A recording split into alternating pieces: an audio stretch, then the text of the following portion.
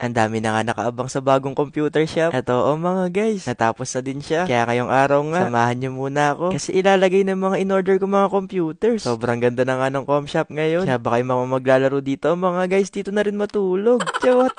Pagising ko pala kaninang umaga, dumating na din yung in-order ko mga computers. Sobrang lakas nga ng ulan kanina. Buti na lang nga lang din talaga medyo tumila. Kasi natuloy sila sa pagdi-deliver. At saka kahit umaraw o umulan daw mga guys, tuloy daw talaga sila. At saka kailangan matuloy. Kasi nasabihan ko na yung mga naglalaro na ngayon nga darating yung mga computers. At kung di nga sila darating, iiyak daw sila mga guys. Chot! Yung mga in-order ko pala mga guys, brand yun na. Di na to katulad ng upuan. Kasi kapag computers, kailangan bagong-bago. Para ba magandang laruan. At kung yung inaalala nyo naman na kulay puti yung lamesa, wag na kayo mag-alala dyan. Kasi yung malaking mousepad naman yung in-order ko. Kaya parang halos sakop niya na rin yung patungan. Kaya bago maglaro, wash your hand muna. Chot!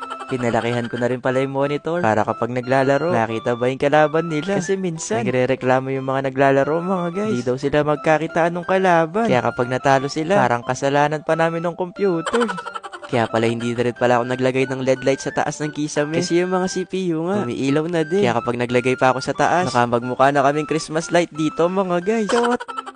Sabi ko nga sa inyo, halos puti na din yung mga in-order ko. Mula sa CPU nga, pati na din yung mga monitor. Kaya yung mga naglalaro niyan mga guys, masasabi na lang nilang very demure, very mindful, at very aesthetic. Chawat! Ang bilis ng panahon ng mga guys. Parang kailan lang, ng mga naulanan yung mga computers. At ngayon nga, bago na silang lahat. At bagong butas lang din yung bulsa ko. Chawat! Pinag-ipunan ko din kasi talaga to mga guys. Kaya ako napansin nyo din, tuwing gabi din ako nagpo-food trip. Kasi nag-iipon talaga si Chawat. Para maganda talaga yung kalabasan ng bagong computer shop mga guys. Kaya shout out sa kasi tinulungan nila ako mag-setup. At kay kuya naman, na lagi nanonood din ng vlog. At habang nagsisetup nga sila, nakita ko na naman tong mga RG45. Ito yung kinoconnect sa internet. Na dati pinag-aaralan namin to. Na yung cable nga tsaka RG45, hindi ko makonect-connect yung kulay. Kaya imbis na IT yung kunin ko noon, sabi ko magpa-vlogger na lang ako. Chawat! Nakaka-enjoy pala mag-unboxing dito mga guys. Ang dami din kasing karton. Kaya yung mata ko, hindi ko alam kung saan titingin. At finally nga mga guys, napalitan na din yung mga keyboard. Kasi dati, naglolo ko talaga yung mga keyboard. Imbis na sabihin nga nila sa kachat nila yung I miss you, nagiging I love you daw yung nasusulat ng keyboard.